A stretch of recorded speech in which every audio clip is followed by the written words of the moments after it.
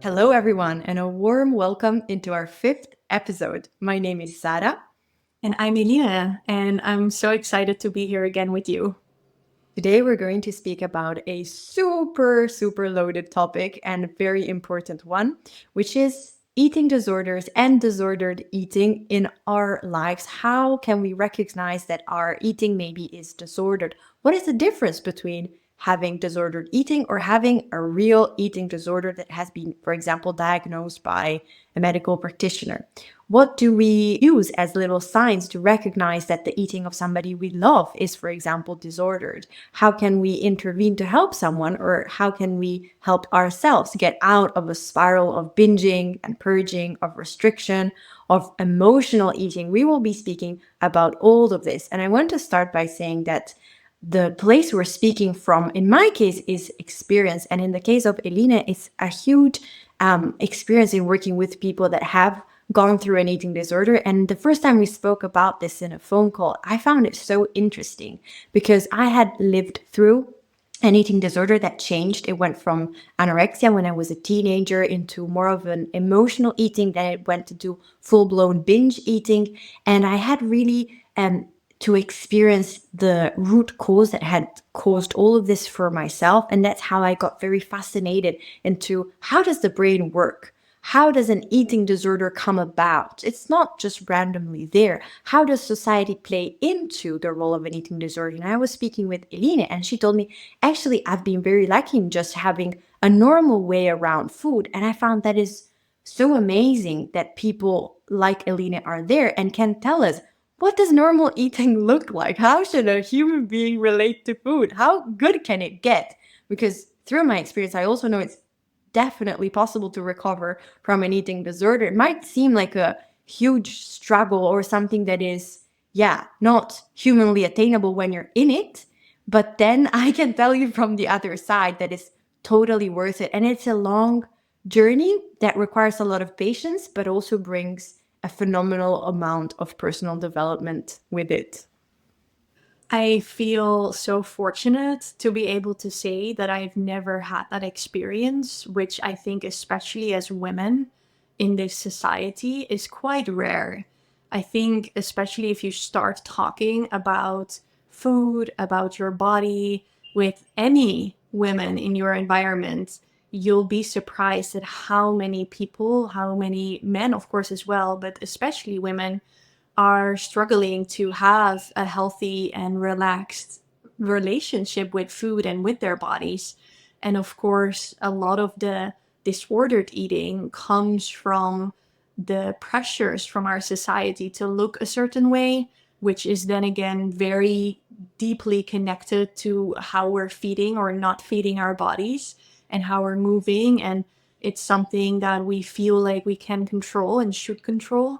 So I feel very blessed to have had a mom, for example, that was not obsessed with food, was not focused on always losing weight, was not like influenced that much by diet culture, even though that the generation before us has definitely seen a big part of that. And of course, now there are some different movements, but back then they were not there.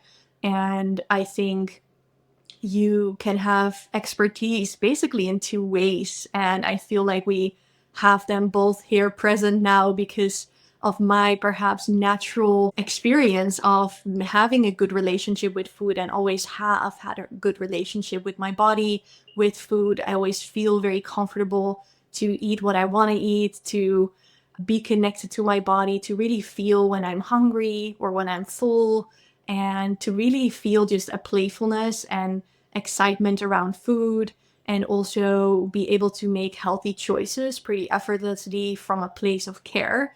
And then on the other side, you have expertise from a place of experience, right? When it comes to disordered eating or eating disorders, and getting to the other side of that and really understanding what people are going through in this way and what you have to overcome and how to create that balance again, and to try in this like world full of information to understand where to even go and how to approach it.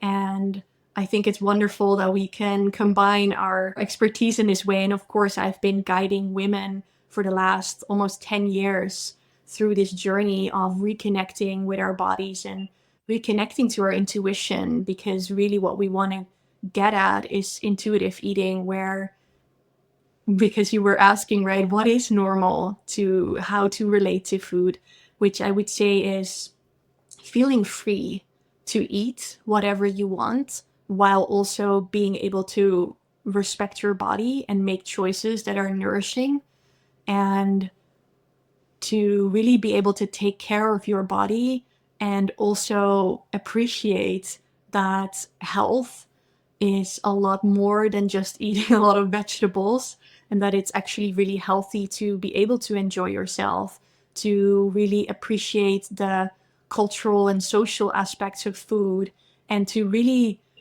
make it your own, and to understand through trial and error what your way of eating, like what fits your body, what fits your life, what is for you something that feels good, and that there is not one specific way to eat that somehow is gonna fix everything, which is something we talked about, right, in episode 2, I believe. So yeah, excited to dive in. Beautiful. What I caught on very strongly from your words are the principles of freedom and respect that you mentioned. And it's very striking for someone who, like me, used to have a very black and white way of seeing things. I eat 500 grams more of bread, I'm a loser today. So, this way of giving yourself freedom and respect, as I interpret it, is absolutely not related to the foods you're eating. It's like, what brings you to make those choices? How are you feeling whilst you're eating? And shifting the focus to that in respect to shifting the focus towards how many grams of what are you eating is so liberating and so important, because I can tell you, being there, counting those grams, it feels so restrictive. And I know through the studies I've done of the mind, having that constant pressure that is self-put, of having to stick into certain grams or weights of food is taking your essence as a human being away, because you want to be free.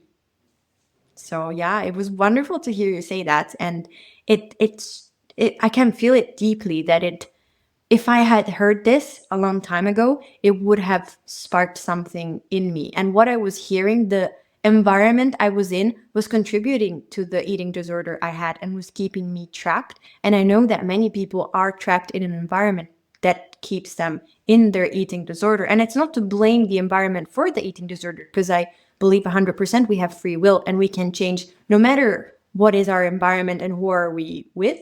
But it is to validate the fact that what people have told you when you were growing up has an impact on how you eat. What people are eating next to you has an impact on how you eat.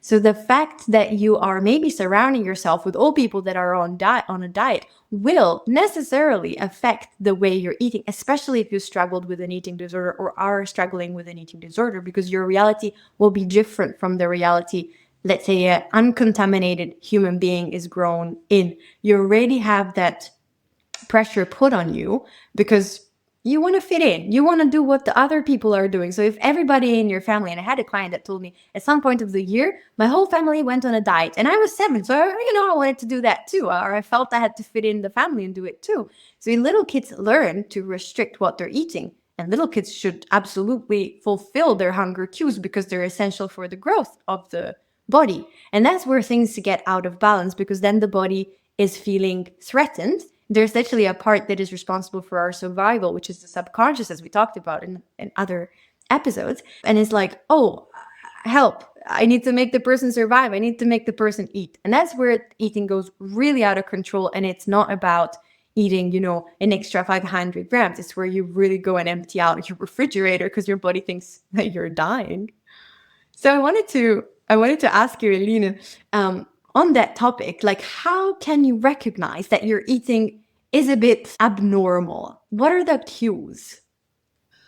Well, I think you already mentioned some good things there, that when you're influenced by your environment, which we all do, I remember having an internship while I was studying nutrition, and I was in this office like full time. And I was with, I think, 18 other women who were really focused on food.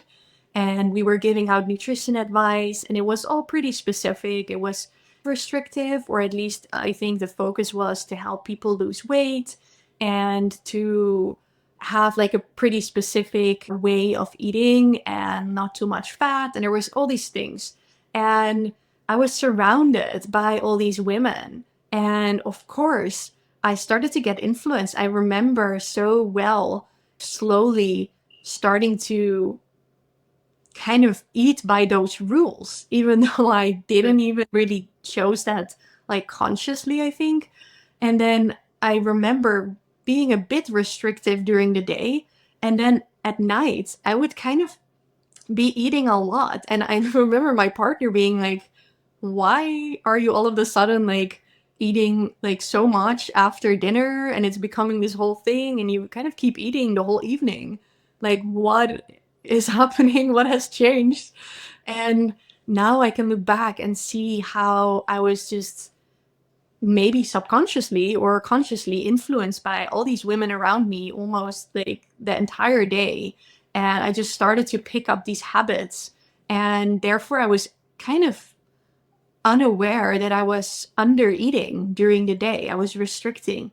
And therefore, luckily, because I do listen to my body and I am not afraid to eat, I was just kind of catching up on all of that restriction in the evening and therefore finding peace again in my body, right? So when you're asking, how do you recognize that your eating or the relationship you have with your food and your body, really, because that's super connected, is out of balance? Is first of all, I would say, if you're trying to eat because you're wanting to change your body, so the way you're eating is purely based on that, then it's already out of balance, because the balance we're looking for is that you're listening to your body, because your body will naturally tell you when it had enough and also when you're hungry.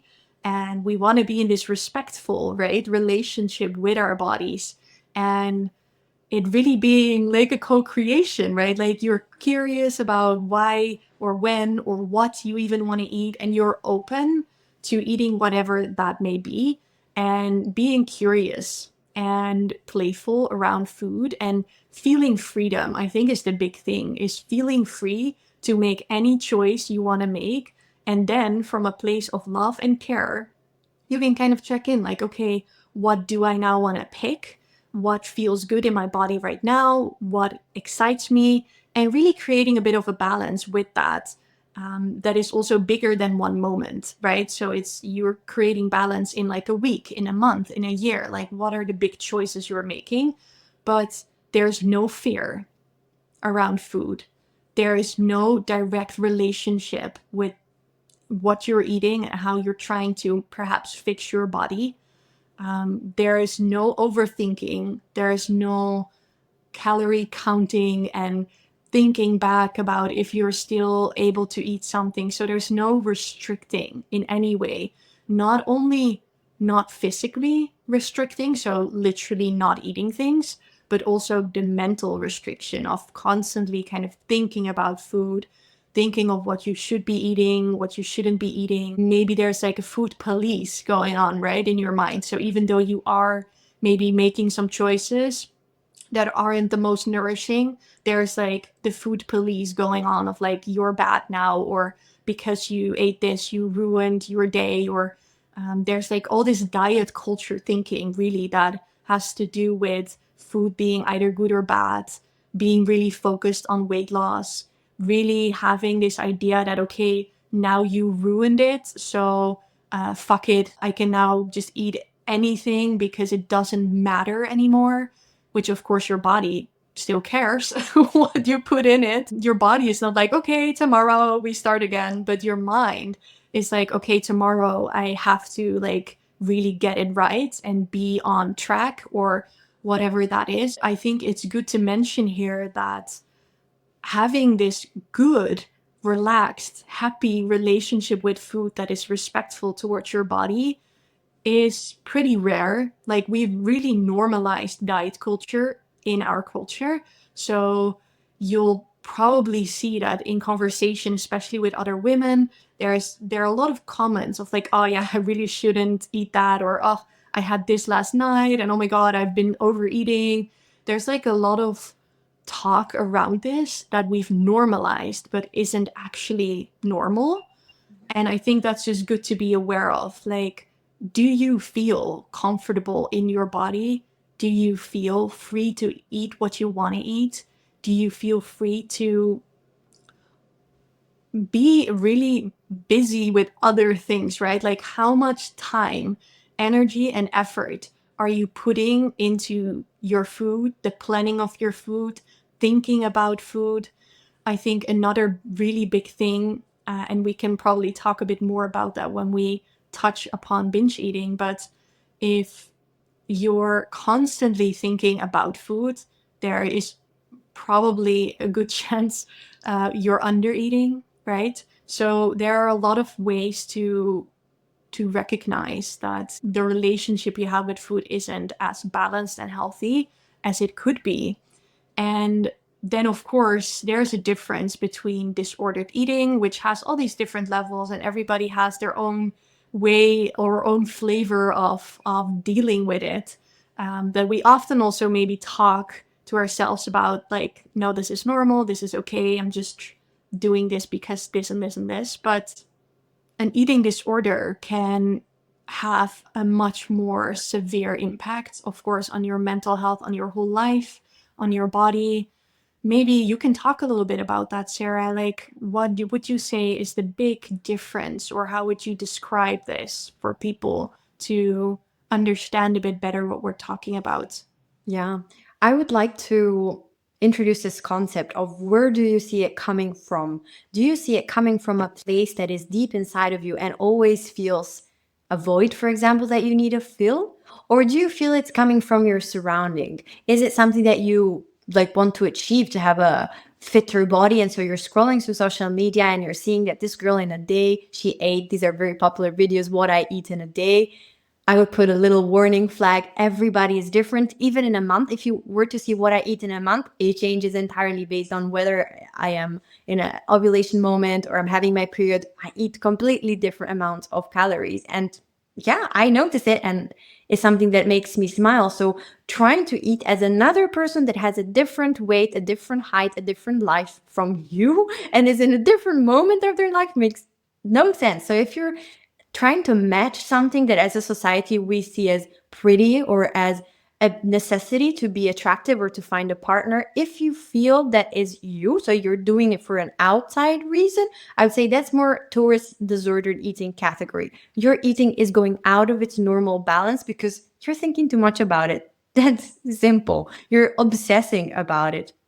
But if you feel there is a deeper force that takes over you, and this happens randomly, it can happen when you're happy and it can happen when you're sad, and it's a constant in your life, then you have an eating disorder. If you don't find that changing, for example, the environment you're in, you go on a holiday, you are around totally different people, and still you have this mysterious force that takes over your body, and you start fasting for 5 days in a row, or you start binging, or you start doing very extreme things, then it's an eating disorder. It's not anymore like you're out of balance because of the things you see on social media or because of the things that society tells you. Of course, those play a role, but in my experience, when a person is struggling with an eating disorder, it comes from their childhood or it comes from a trauma that happened earlier in their lives, and they're trying to deal with the pain of the trauma through food, because food is a, let's say, good or kind of effective way on the moment, in the moment, to forget about the emotion you're feeling, because you're just concentrated on what your taste buds are feeling, and then you're concentrated on this extreme fullness or extreme emptiness that you've created for yourself. So your focus, instead of going to the pain of the trauma, is going to how is my body feeling at the moment. It's in pain because I haven't eaten for 5 days. That's still better than the pain that I'm trying to avoid. Or I feel overly full. I pass out on a coma on my couch. I just Fall asleep, great. The body feels like I've achieved my mission. I have distracted, in this case, I don't know, sad. I've distracted her from the pain of feeling what she felt when she was 12 and she was abused, or she was abandoned, or yeah, there's usually very deep wounds that have to do with the self-worth of a person that cause an eating disorder, like having one parent that leaves the family, or having two parents that are fighting, and the kid witnessing one of these two situations and feeling responsible for what is going on. Like, if I were good enough, then my parents wouldn't be fighting. If I were good enough, then my dad wouldn't have abandoned me. Or if I were good enough, then my brother or my sister wouldn't be behaving this way towards me. So kids that are bullied by other kids or by siblings can develop an eating disorder, or kids that are strictly controlled by their parents. It doesn't have to be around food. It could also be around other areas of their lives, but they, like, their parents are very insistent on the way life has to be done, can fall into developing an eating disorder, because it's their way of escaping a very harsh reality where they have no control at all. Their parents are dictating every move. The one thing that they can control, it's food. They can decide to restrict, or they can decide to just secretly buy themselves the candies that the parents are not buying for them. So going back, when you have an eating disorder, going back to remember what happened in your childhood, already having a bit of an eye to notice these, let's say, red flags of your parents maybe hiding chocolate from you in the house. Maybe you go to your friend's house. This actually happened to me. I went to my friend's house and I saw chocolate lying everywhere, little treats and cakes. I was like, what's going on? Is somebody's birthday or what is this? And then that was the reality. And I remember I was like telling my friend, oh, we need to, double down on all of this good stuff. We need to all eat it all on the couch, because in my house, chocolate was not entering the door. So I was like, let's just go on the couch and have a little feast. And she was like, no, I don't feel like it. It's like, how do you not feel like eating chocolate? And that was normal for her. She always had it around. So she was listening to her hunger cues, and maybe she wanted to eat an apple, which for me was unseen of if you had Nutella in the house. Like, what are you doing with an apple in your hands? So things like this really have an impact on how you grow up and your relationship with food. Also, having a parent that is commenting a lot on your physical appearance, I see that is always having a big correlation on how the person then perceives their body. And it can be like harmless comments as, you look really good today, or this little top is great on you, or you fit into a smaller size than the one you have. Things that are very small are immediately captured by children. Children have got like these spider senses where they see, they hear, and they remember everything that has been said to them. Even really the most insignificant scenes come up in a hypnosis session where I'm helping the person realize what has caused the trauma, and very like specific and small moment can have a direct impact on how the person is feeling much later, because the brain hooks on to the narrative that the person is living. Let's use the same example of my mom comments that I fit into a size that is like a 14 and I'm 16 years old, and that's a good thing for her. My brain registers, okay, it's good when I have a smaller size than my age. All right. And then I keep seeing that pattern. So for example, I go into a ballet class and they're praising the people that are shorter. Okay, my brain says, perfect, let me not grow, let me not change size. How do I do that? I need to restrict what I'm eating. And this is a pattern that the brain keeps doing because it keeps making me feel safe and accepted and loved through the restriction.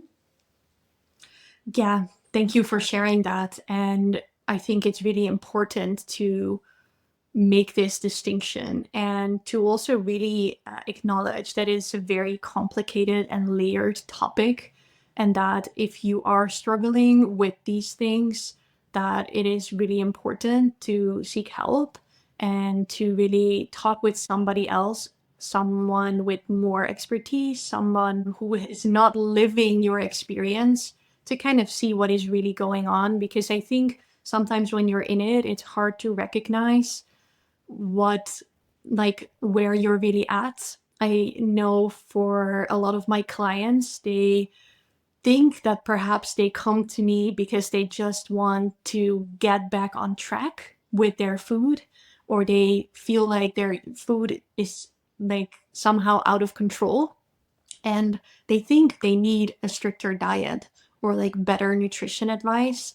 While if we talk more, we discover that there really is like disordered eating and sometimes an eating disorder history, or there is an eating disorder present. And these things can be very different for everybody, right? And I think the main difference really is the severity of it. Like, is it taking over your life? Is it impacting other areas of your life? Like, how are you feeling about yourself? How are you talking to yourself? And like, how much of time and like energy and effort is going into food or thinking about food on a daily basis? Like, how disruptive is it? And I think we all experience some of these things that we're mentioning in like bigger or lower degrees. And it's really about understanding what is happening for yourself, and talk with somebody, with me or with Sarah or with anybody else in your environment, or really going to a specialist, whatever is really happening for you. But it's really good to have these conversations and be honest with yourself about how you're relating to food and with your body, and also with exercise, which is often very linked into this conversation, where restrictive eating is often also combined with over exercising, and it really having to do a lot about staying really thin, for example. And I think there's so much to talk about here, but there is definitely it's important to really be honest, be gentle, be compassionate, and also don't feel ashamed or feel guilty about this maybe being the case for you, because a lot of other women are also going through this, unfortunately. But there is no shame necessary. Like, you're not alone in this, and there is help out there. So, to really, because so many of these women that are going through this are feeling really ashamed. I feel like there is a lot of judgment already. There's, of course, judgment around not being able to maybe control food in the way that they actually want to, but also shame around being so obsessive about it, or really not being able to let it go. Maybe you can speak to that a little bit from your own experience, Sarah, but it is a hard place to be in. And we can't like diagnose or help you self-diagnose through this podcast. I just wanted to make that very clear, that we're just here having a conversation about it, trying to talk about some of the most common things that we encounter in both of our personal practices, and to perhaps offer some guidance or really help you understand some of the mechanisms that are behind your behavior or the things you can potentially do, but that this doesn't replace like personal help that you might need. For sure. Thank you for saying that. I think it's very important to have these conversations because they spark awareness. And then it's what do you do with that awareness when you do know that the way you eat is not the healthiest, it's not the best, it's not the one that supports your happiness. When you realize that you're disrespecting yourself because you're just forcing yourself to go through these extreme diets or these extremes of just ingesting a lot of food to numb your feelings, as we were saying before. Once you have that, how do you move on? And luckily, we have people that really are experts in helping people get out of an eating disorder, which doesn't mean necessarily changing your weight. Because I have a lot of people towards that restrictive anorexic spectrum that come to me scared to death that they will gain weight. Sometimes they're maybe sent by somebody else and they tell me, but I don't want to, I don't need this. I'm fine. Like, I love my life at the moment. I had a person tell me it's thanks to anorexia that I'm alive because it gives me like this, the confidence and the feeling good in my skin that otherwise I would not have. And I know how that feels because I've been there. It's like this crazy simulation of reality where without the eating disorder, you can't cope because that's what your subconscious feels. And that's the message that you're getting from every cell of your body because the cells of your body are traumatized. But luckily, we have a greater part of ourselves, which is the rational part, which sometimes funnily enough, comes out after a person has binged. And it says, and they have this moment of clarity of, in that moment, I felt, no, I could overcome this. And yes, eating was the right thing for me. So there is a spark of like clear awareness that can guide you in some moments. And it's very important to follow that spark to then seek out for help for somebody that can really bring you out of the dark place, because this crazy simulation of a reality will keep you going and will tell you that you need to lose more weight and then more weight and then more weight, or it will tell you that you need to eat another cake and another cake and another cake. But the two opposites, at the end, they come back to the middle ground. Like, both people are doing it to suppress another pain that comes from a totally different area of life. And then it takes away the need to harm our body in order to survive. Yes, I think it's really interesting how the relationship we have with our bodies and how we're seeing our bodies is very directly influencing the relationship we have with food. And it's one we often kind of overlook because we're very focused on the food part somehow. Like there's such a big focus on nutrition, and that is also very normalized and accepted to be really focused on nutrition, while so much of the disordered eating comes from this feeling of disgust, even, or shame towards our bodies, maybe because indeed we've been bullied, or maybe because a partner, probably not very nice partner, said something about your body, or because there has been like sexual abuse and therefore you can't really connect with your body because that doesn't feel safe.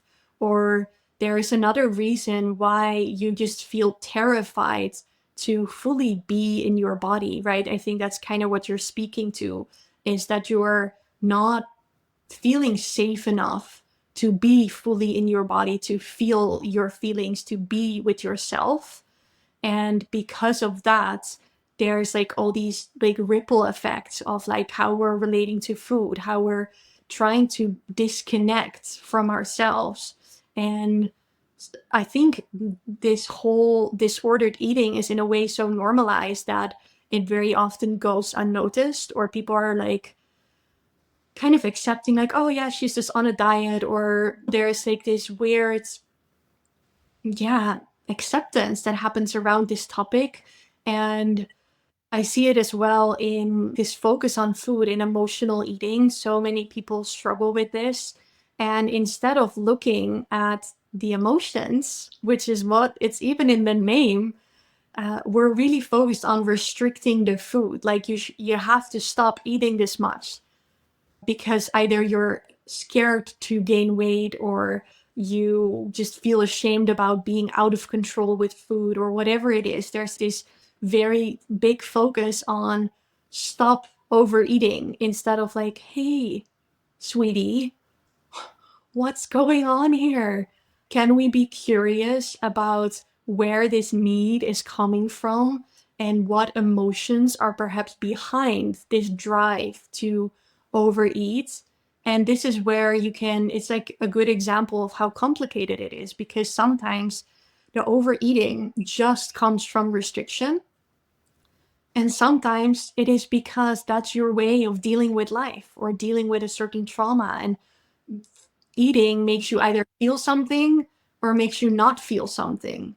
And that's where it gets interesting. And that's where we come in, I feel like, where we're really guiding people towards a better understanding of what is really going on, instead of just telling them, like, yeah, maybe don't do it. Right? Which is such a silly and kind of rude thing to say to yourself when something is clearly out of your control in a way, and it's not working to just yell at yourself and hate yourself into changing a certain behavior, which is clearly coming from a place that needs a lot of love and needs a lot of attention because it's screaming for it. So I would say that a general invitation is to look more at the behavior and the emotions and thoughts around food than focusing so much on the food itself, about carbs being bad, about avoiding fats, or that sugar is the enemy or evil and will poison you. And like there's a lot of focus around maybe you need from yourself to eat vegetables at lunch and dinner. And there's all these rules that people make up to feel like they're good enough and that they're doing good enough and that they're following their own rules, but they're made up, that you don't need them. It's okay to let them go and to learn how to trust yourself around all foods, right? Sarah, your example of the chocolate in your friend's house when you were little is such a beautiful example of how, because it was all allowed, because there was freedom to eat all the chocolate in the world, she was like, no, thank you. I'll eat an apple because I'm actually feeling like I want something fresh and nutritious or whatever. And you, coming from a place of restriction, not even self created, but you were in a place of restriction anyways, you were like, oh my God, we need to eat all this chocolate right now, hopefully get something to eat at home as well. And you're just having this wild feeling, right? Of that's where the out of control behaviors often start, because there's not this grounded, balanced, peaceful place we have with food. And that's where it gets out of balance. And it's also, of course, where diet culture has learned that your out of control chocolate situation is the proof that you indeed need restriction, which of course is complete bullshit. You can definitely learn to trust yourself in these situations. And I keep repeating this, but the trust in ourselves is such a big part of this, because we feel like we need all these rules because we can't make decisions in the moment, right? If we would trust that in the moment we can feel what we need and we can feel when we're full, there's no need to weigh things and to count your almonds and to to do all these extreme things in because you're afraid to change your body, which comes from really just not being able to accept that how you are is okay, right? And that it's safe to be in your body. And I think it's also, there's this thought that you're either losing weight or gaining weight. But there is balance. People, there is balance. And I feel like this is so often, there's this big fear around, but what if I just eat what I feel and I would listen to my body, it would gain weight, right? But that's not actually how it works, because if you listen to your body, it will create balance, because eating too much makes you gain weight. Like if you're eating more than you need, you gain weight. If you eat less than you need, you lose weight. It's that simple. There's no magic solutions or things that will influence that necessarily that much. Of course, there are lifestyle factors involved, but there is this place of peaceful coexisting with your body where, because you're listening, you're eating what you need, you use what you need, and that is the end of it. And it's a bit of a, I like to speak about it as a dynamic equilibrium, because some people think that's for weighing, I don't know, 52.2. And if you're 0.3, you're gaining weight. And so it's definitely like if you have a straight line here, you can oscillate above and below. And you just create this pattern where you're always oscillating around a middle line. For me, that's equilibrium. So you don't need to feel like you're always that you're always still in one place. You're always eating the same portions of the same food, because that is part of disordered eating. But when you feel like you've eaten more for dinner, so for breakfast, you're a bit less hungry. Body, you're an amazing machine. Or maybe you've eaten a lot for dinner and then you're hungry again for your breakfast. Then, I trust that my body is actually in a phase where it needs maybe a bit more. Maybe it happens that for lunch, you feel a bit less hungry because you did give yourself that breakfast that it required. When you follow your body, you're amazed of the intelligence that your body has. When you're coming from an eating disorder, little disclaimer, this will take you more time to get back in tune with your natural body cycles, because if you have restricted for a lifetime, it can happen that you're going to go a bit past that up point, and your curve, instead of being here nicely smooth next to the middle line, it's going to be a little bit more extreme. But trust that it will go up and it will go down, because that's our nature as human beings. We like homeostasis. We like to find that middle ground where we can relax. And there's no reason, apart from emotional trauma, which if you have had an eating disorder and you came out of it, you will have healed. So there's no reason, apart from that strong emotional trauma, that would make your body go out of whack in a crazy way. Yes, I think you're touching upon a very important point. It's also this feeling of our bodies are not against us, Yeah. right? I feel like a lot of people who are in this position of disordered eating have this idea or feeling that food is the enemy, right? And that our bodies are kind of against us, and that they'll somehow, like on purpose, make you gain weight and you'll feel horrible and ashamed. And there's just this big feeling of mistrust again. But it's not. Your body is magical, right? And sometimes when you're hungry, even though you had food already, we don't know what is going on or why our energy levels fluctuate, right? And why we might need more or less. When you're maybe a little bit, you're fighting a flu or whatever, you actually need a lot more energy. Or if you had surgery, you need more energy. And there's a lot that goes on the like the back end of our bodies, basically, that we're not aware of. And it's really kind of abusive to be like, nope, sorry, not gonna give you the energy you need to sustain me, to keep me healthy, to make you feel healthy and happy and energized and strong to do the things you want to do, right? Like, that's such a big part of healing, is finding that love and care and appreciation and gratitude for your body, for being alive, for being healthy, and really starting to see it more as teamwork, right? Like, I take care of my body takes care of me, kind of a feeling. And therefore, you need to listen to it. Sometimes I talk with clients about how it's kind of like you need to start dating if you want to create a better relationship, but you've been super rude for years.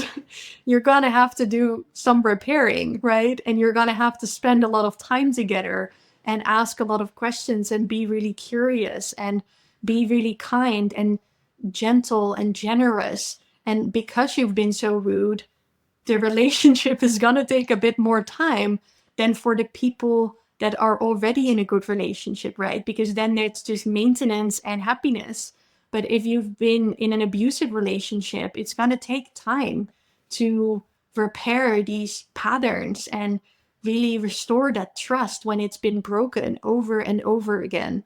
And therefore, even though it can feel like somehow you're just never really getting there to the point that other people who have a healthy relationship with food and their bodies are at, but it's just going to take time to get there.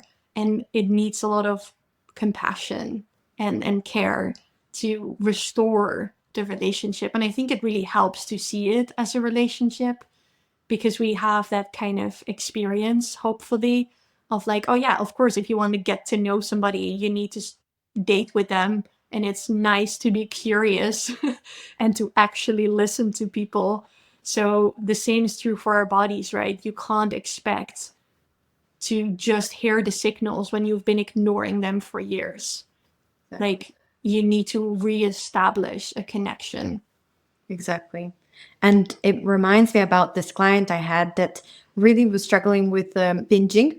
And she was like, yeah, this is all well and good, the relationship with myself. But right after a binge, I can't. Like, I'm so disgusted. I'm so frustrated. How can I stop the binge? And her whole goal was to stop the binge. And it took a lot of time, but we shifted that to let me be present in the binge. So it's not like this crazy mysterious force of my subconscious mind taking over me, but I'm actually starting to understand even that deep part of my mind, which is the subconscious. And actually, when the binge happens, it's a great moment, because it's like this little monster that is inside of you is coming out. Let's call it creature. This little creature is coming out and it's showing itself to you. So you can make contact with the creature. How? By staying present and not switching off because there's just too much self guilt that you're having to binge. So, working with that guilt of being like, you know what, I'm going to have a conscious binge where I allow myself to eat. Is that what you want, body? Let me do it with you. Let me even enjoy it whilst I do it. It has always been the path to recovery for the people that I've worked with and that had binge eating. So, trying to fight off the binge and stopping it didn't work. Maybe it worked for them. Like, I fought off 2 or 3 binges, the same girl told me with a big smile. And inside of myself, I was like, the binge that is coming is going to be an intense one because now the little creature felt restricted.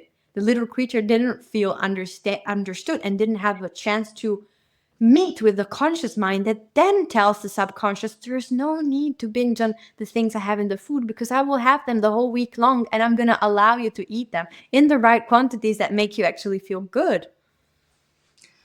Yeah. And judgment is really the enemy of change, right? Like, I see it so often. I see it every day. Like, judgment just throws the door closed to change because we don't want to go there. We don't want to feel the feelings. We feel ashamed. We judge ourselves. We're so rude that therefore you cannot understand what is actually going on, which is needed to change the behavior, right? So what you're bringing up is so important because it is mindfulness, right? It's being open, it's starting to learn how to be present with these things that are painful to look at, right? Of course, we understand that it's not exciting and fun, like, oh, let me see how my trauma is playing out around food and how I'm overeating and feeling super nauseous and ashamed and judging myself for being out of control. Obviously, this is not something you look forward to, but it is needed to create the change that you actually desire. And I think having a loving guidance from somebody can really help kind of, yeah, create a bit more gentleness around the shame and the judgment, to normalize what you're experiencing, because this is a big part of letting go of shame. It cannot really live in the light, right? Shame is really hiding in the darkness, in the shadows. So being open to talk about it with yourself, even writing about it, and being open to being guided by somebody else, or even just talking with a friend about it who you know you can trust and is not going to support the creature part of the story, is really important. I love that. And when you're coming out of an eating disorder, it's normal that there is resistance in the path. That's why we wanted to speak about resistance in our next episode. Resistance can be simply feeling like you're taking 1 step forward and 2 steps back, or and 2 steps back, or it can be like this just inner voice that tells you all you're doing is crap, all you're talking about with your therapist doesn't lead to anything. I had to deal with massive resistance when I was coming out of an eating disorder, feeling like everything I did was never good enough, would have never brought me to heal. And the only way is to understand the resistance and work with it. That's why we want to talk a lot more about what is this resistance? Why does it take so long to change? Yes, I'm really excited to dive into that because it's such an essential part of changing any behavior or anything you want to do in your life. We all deal with resistance, but we don't often talk about how it shows up and how you can deal with it and how that really makes a big difference. Because I feel like very often people do have maybe a short moment of awareness, of motivation. They go for it. They feel like things are changing. They have a couple of good days. And then the old pattern is back. And it feels like proof that things are never going to change. And all these thoughts come rushing back in. And I think it's really beautiful to have a conversation about kind of the ups and downs of real, like, sustainable change, and that it's very normal to experience fear around it, to not know what to do about it. And yeah, looking forward to talking about it. And also just wanted to invite everybody who is listening to share your thoughts on this episode to share perhaps what your experience has been or is with disordered eating and the way you are finding freedom with food or are still really struggling with your body image. And if there's anything in particular that you would like us to talk more about, because of course we like kind of touched upon a couple of topics, but it's such a big theme and there's so much here to unpack. And we would really love for you to just reach out and yeah, maybe you have like specific questions or a specific topic that you're curious about, and we would love to talk about it here. Feel free to share our podcast with whoever you think might benefit from hearing these conversations.